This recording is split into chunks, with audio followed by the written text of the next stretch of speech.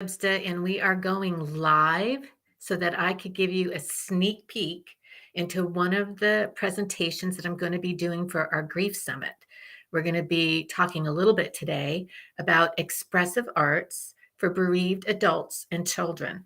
And I really am so excited about this 2-day free grief summit. Thank you from Pessy and to Psychotherapy Networker for this opportunity. And I know a lot of us here are licensed professional helpers, and this will also give you an opportunity to get those CEUs that you need for your licensure. So that's an extra option that you can have. But to actually attend and register, it's free for the 2 days. And boy, do you have a lot of great speakers. I'm so excited to be among them and to be one of them. And the reason why I want to talk about expressive arts, this is specifically for the bereaved population. So we're going to be looking very detailed on developmental perspectives when I speak about it at the end of the month.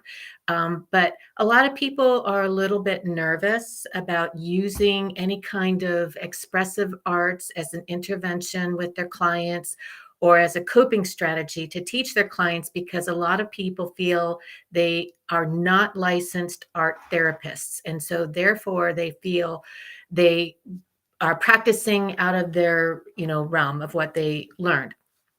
I want to say there is a place for that. A lot of trauma work needs that to be able to express something that cannot be verbalized. This is more for externalizing internalized feelings. So whether it's because developmentally we do not have the verbal capacity to describe what we're feeling, what we're thinking. We know that we're upset, but we're internalizing it, and kids come up with somatic symptoms like tummy aches and headaches are some of the biggest complaints that I've seen over the years. But adults can have the same thing too. So whether it's gender issues, whether it's developmental issues in terms of physical or adult mental health challenges, that we may not be able to express ourselves in a way that we would want to be able to. We say in grief, if we can cry about it and we can talk about it, that helps us get through the healing process a little bit more easier, perhaps more quickly. If we internalize everything, it's going to come out in some way. So whether that's through a physical issue, ulcers, tummy ache, headaches, migraines, anxiety, we see all kinds of things. So today we're going to talk a little bit about a couple of different techniques.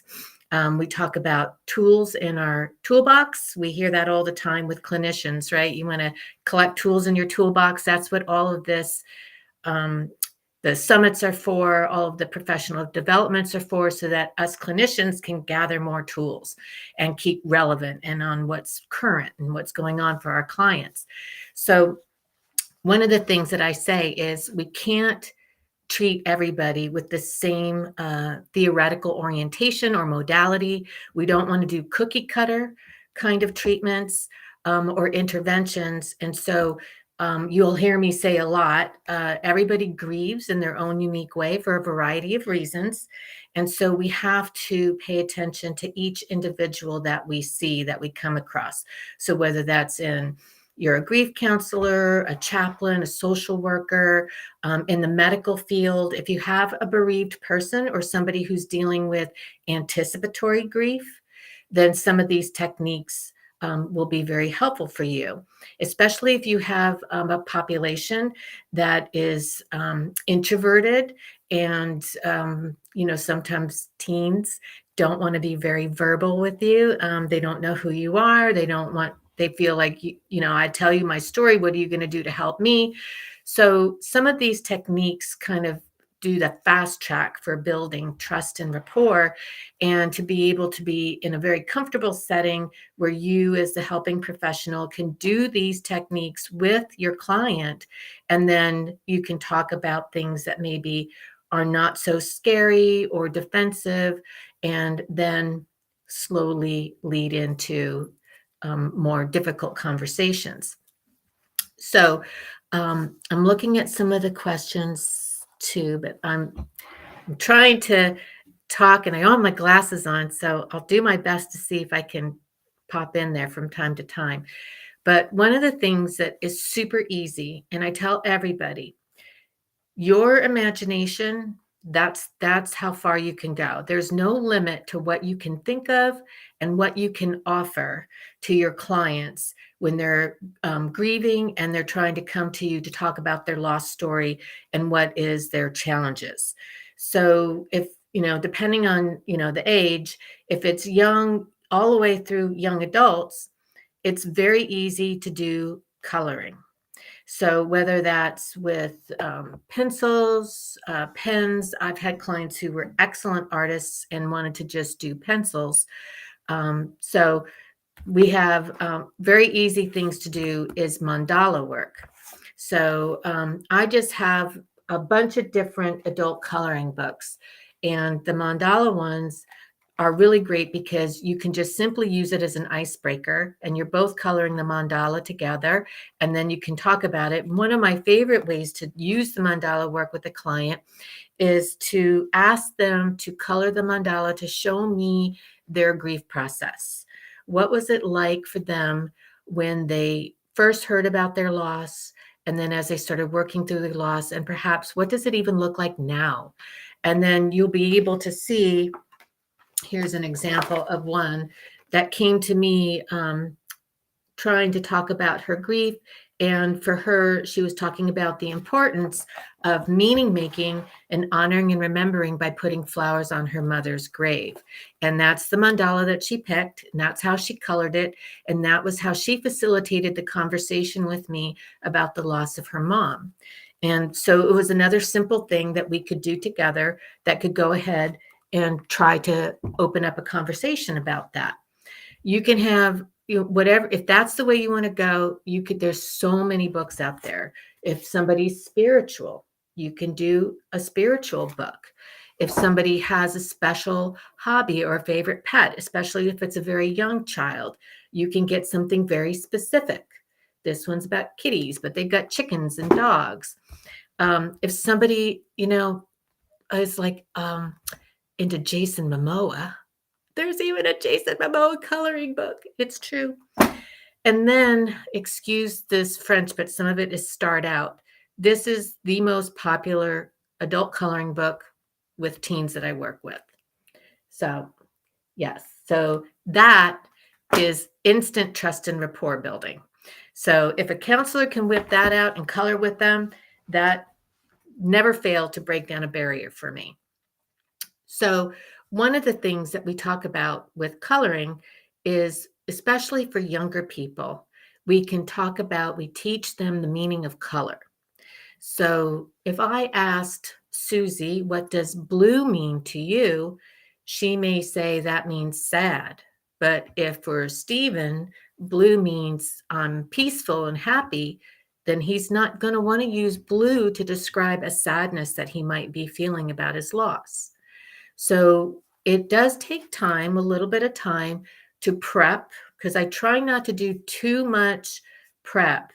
I don't want to insert my thoughts, my beliefs, my education on my client to color what they're going to show me. So I do want to let them know that they can use the colors any way they want to express whatever it is that they would like to express.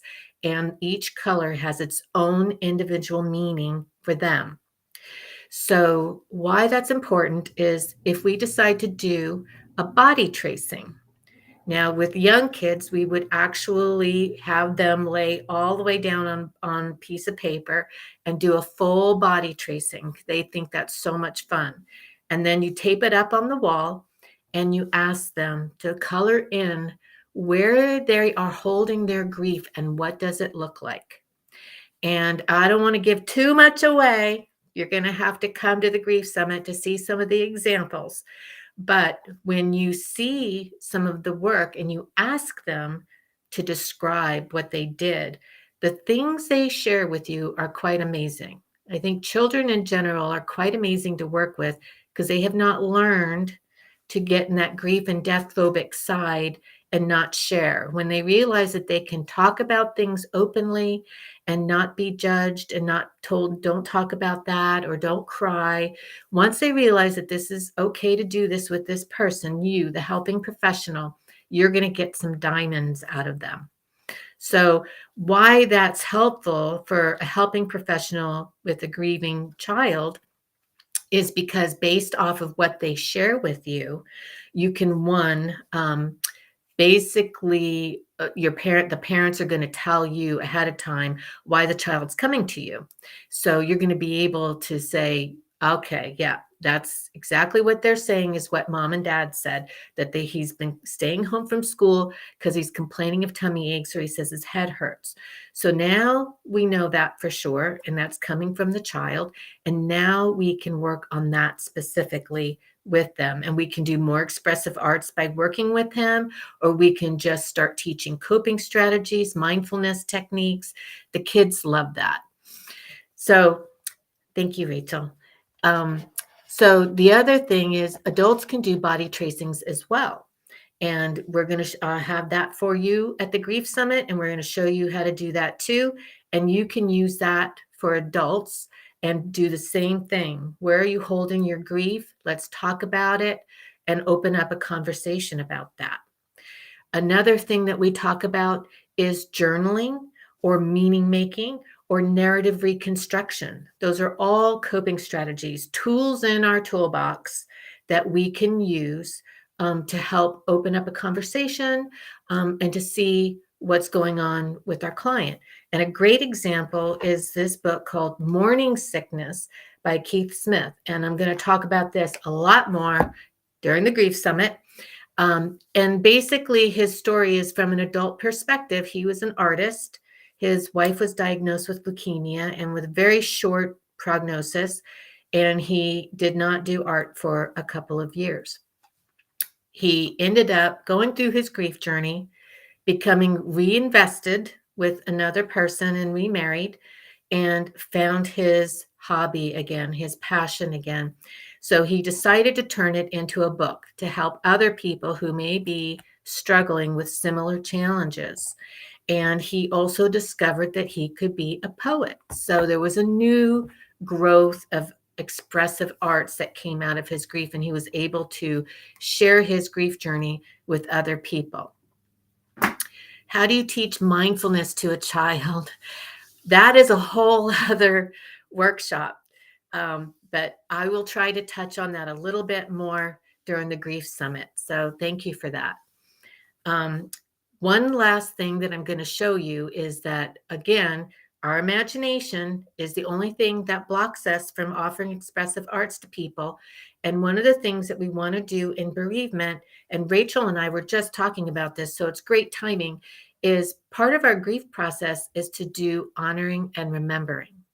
So one of the things that we can do, it could be very simple. We don't have to do clay, but we can get ceramics and we can paint them. And this was one that I painted in honor of my kitty Cleo that died a few years back. So for kids, that's immensely engaging and important, and you can do that with them, and then they have something, one that they can keep with them. But also, again, keeping in mind, we don't have to be licensed art therapists to offer these strategies. It's just a tool in the toolbox that if somebody comes into your office and you think it's an appropriate way to quickly build trust and rapport and to facilitate a conversation about grief and bereavement, even anticipatory grief, then we can use anything like that. We're going to talk a lot about different other strategies. We're going to talk about emotion masks and drama and singing, what songs how songs can help. Yes, I will be talking about how to do expressive arts with groups. That will definitely be happening during the Grief Summit. So I know that our time is up. So I just want to say that I hope I teased you enough to come and join us. So I will be doing the expressive arts on day 2. On day 1, I'll be talking about collective grief and pandemic fatigue, which, hello, Everybody's going through that right now. So you're very welcome. And thank you all for joining me today. This was so exciting, and I can't wait to all be with you all in a couple weeks.